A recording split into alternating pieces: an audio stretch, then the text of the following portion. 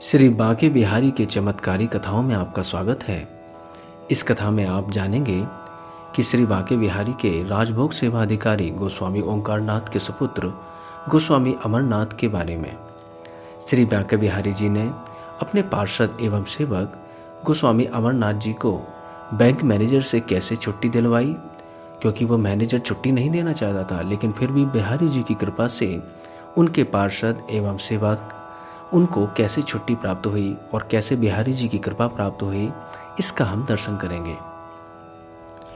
यह कथा आज से 75 वर्ष पूर्व की है, जब आप श्री बिहारी जी महाराज के दर्शन करने के उपरांत परिक्रमा करने के लिए दक्षिण द्वार से बाहर निकलेंगे तो द्वार पे सटा हुआ एक मंदिर दिखाई देगा। इस मंदिर में ठाकुर श्री विराजमान हैं, जो गोस्वामी ओंकारनाथ जी के महाराज के सेवानिधि हैं। मंदिर से लगे हुए घर में गोस्वामी जी का संपूर्ण परिवार रहता है। गोस्वामी जी ओंकारनाथ जी श्री बांके बिहारी जी महाराज के राजभोग सेवा अधिकारी हैं। इन्हीं गोस्वामी जी के ज्येष्ठ पुत्र गोस्वामी अमरनाथ लखनऊ में बैंक की नौकरी किया करते थे।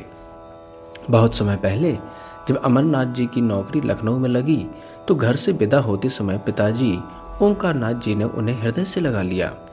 उन दोनों पिता पुत्र की आंखें डबडबा आईं। जीवन में पहली बार ऐसा आया था जब पिता पुत्र एक दूसरे से पृथक हो रहे थे, किंतु प्रभु की इच्छा के अनुकूल ही तो चलना होता है। श्री ओंकारनाथ जी अमरनाथ जी के साथ श्री बांके बिहारी की परिक्रमा करते हुए कुएं तक आए। कुएं के पास से ही रिक्शा खड़ा हुआ था। उसमें अमरनाथ जी के छोटे भाइयों ने उनका सामान जमा दिया था। रिक्शा पर बैठने से पूर्व अमरनाथ एक बार पुनः पिताजी के चरण स्पर्श करने को झुके।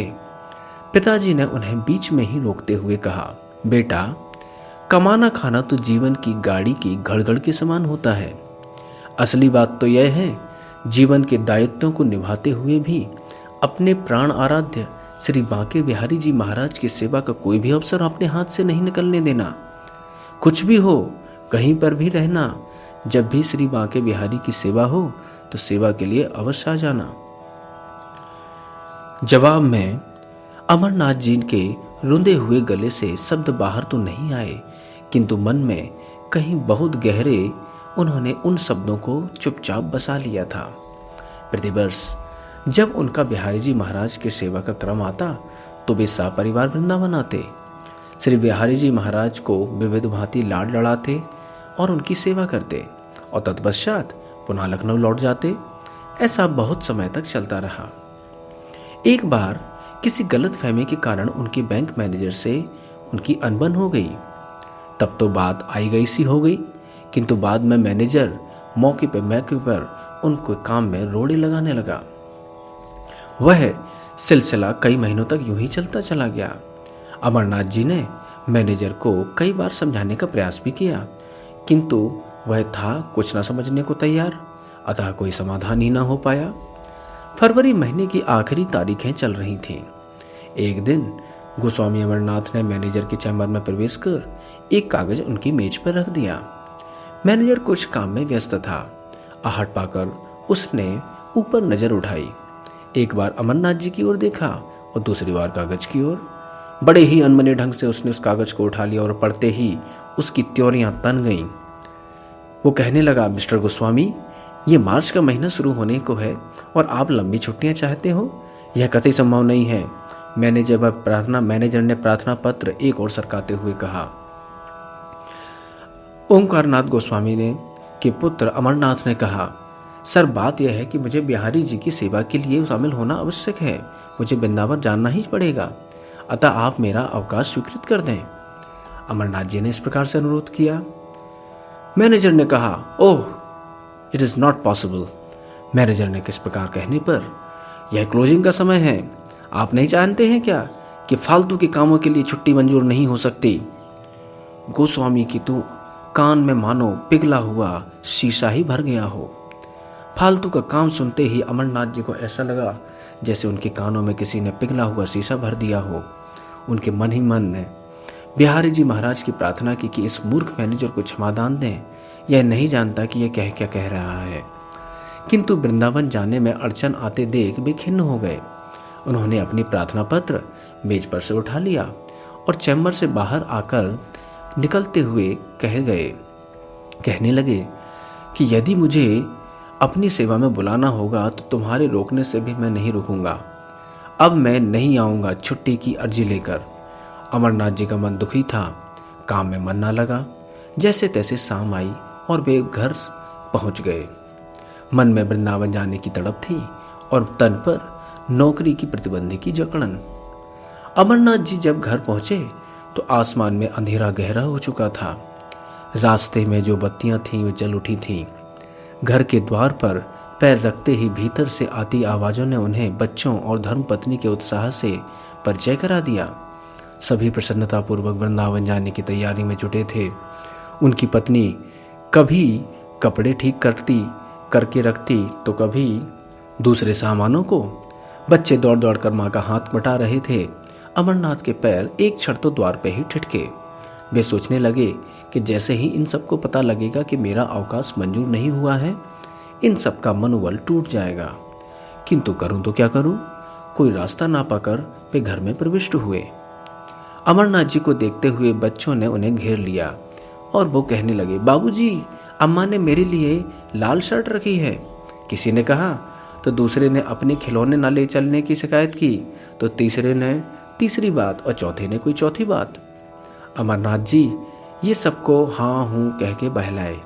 तब तक उनकी पत्नी पानी का गिलास लेकर आ गई।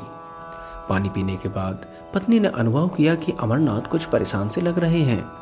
उसने पूछा, क्यों जी, क्या बात है? कुछ खास नहीं, अमरनाथ जी ने कहा। मैनेजर पहले से ही खार खाए बैठा है, आज अवकाश मंजूरी करने से मना कर दिया। इस पर पत्नी बोली, बस इतने से के लिए परेशान होने की क्या बात है?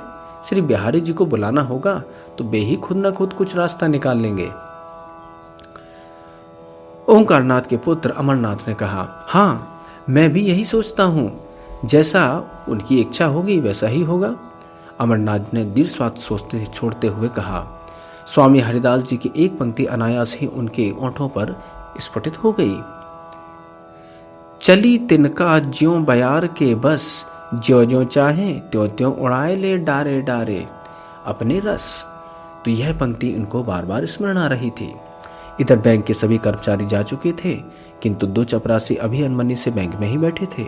सर्दी का मौसम होते हुए भी मैनेजर साहब अभी तक घर नहीं गए थे। वे जाएं तो इन्हें भी छुट्टी मिले। तभी घड़ी के 8 बजे टन टन की आवाजें बैंक के सूनेपन के कुरीति वहीं लीन हो गई। मैनेजर ने अपना पेन बंद किया और कुर्सी से उठ खड़ा हुआ। दोनों चपरासी दौड़कर उनके पास जा पहुंचे। बैंक बंद करने की अपेक्षित कार्यवाही कर उन्होंने एक चपरासी को सुबह जल्दी आने की हिदायत दी और गाड़ी स्टार्ट कर घर के लिए चल दिए। दूसरे दिन सुबह अमरनाथ जी के पड़ोसी आरपी वर्मा ने उनका दरवाजा खटखटाया। गोस्वामी जी, आपका फोन है, मैनेजर साहब आपको बुला रहे हैं, जरा जल्दी करो।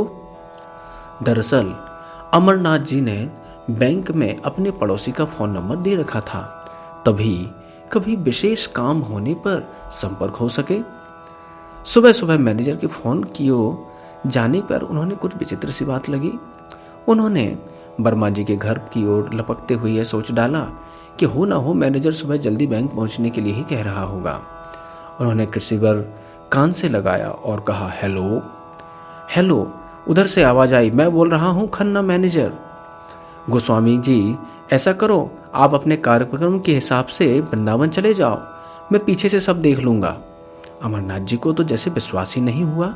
किंतु सर, कल तो आप इस प्रकार कह रहे थे। मैनेजर ने कहा, अरे कल की बात छोड़ो, जो आज कह रहा हूं वह करो। उधर से मैनेजर बोल पड़े, सर, अब ओंकारनाथ जी के पुत्र अमरनाथ कहते हैं, सर, मैं कुछ नहीं समझ पा रहा हूं, जरा साफ साफ कहिए, बात क्या है? भाई, बात यह है, कल मैं जब बैंक बंद करके घर जा रहा था तो रास्ते में मेरी गाड़ी का एक्सीडेंट हो गया। मेरी चोट तो अधिक नहीं आई, लेकिन कल रात नर्सिंग होम में जब मैं ड्रेसिंग करके घर आया तो मैं सोने की कोशिश कर रहा था, लेकिन सो नहीं सका। तभी अमरनाथ जी ने पूछा, क्या कारण है, आप क्यों नहीं सो पा रहे थे, बताओ तो जरा। मैनेजर कहते हैं कि जब मैं सोने की कोशिश कर रहा था तो जैसे ही आंखें बंद करते तो मेरे कानों में गूंज सुनाई पड़ती, बांके बिहारी लाल की जय, बांके बिहारी लाल की जय। यह महाघोष मुझे सुनाई देने लगा। आंखें खोलता तो फिर सब कुछ वैसे के वैसे ही हो जाता। सारी रात यही होता रहा, इसलिए तुम्हें फोन कर रहा हूं, समझे? अमरनाथ जी ने कहा, हाँ सर, समझ रहा हूं। तो बिहारी जी के इस चरित्र को जानकर वह गदगद हो उठे। फोन का रिसीवर उनके हाथों से नीचे लुढ़क पड़ा और झूल गया। अपनी अर्जी किसी के हाथ भिजवा देना, मैनेजर की आवाज रिसीवर से बाहर आ रही थी। अमरनाथ जी की प्रसन्नता का तो कोई ठिकाना ही ना था। वे घर की ओर दौड़ पड़े और अगले दिन वे सपरिवार बिहारी जी महाराज के आमंत्रण की डोर में बंधे उनकी सेवा में आ पहुंचे। तो कहने का भाव यह है, बिहारी जी जिनके ऊपर कृपा करते हैं उनको अपने दर्शन के लिए अवश्य बुला ही लेते हैं। श्री बांके बिहारी लाल की जय। हरे कृष्णा।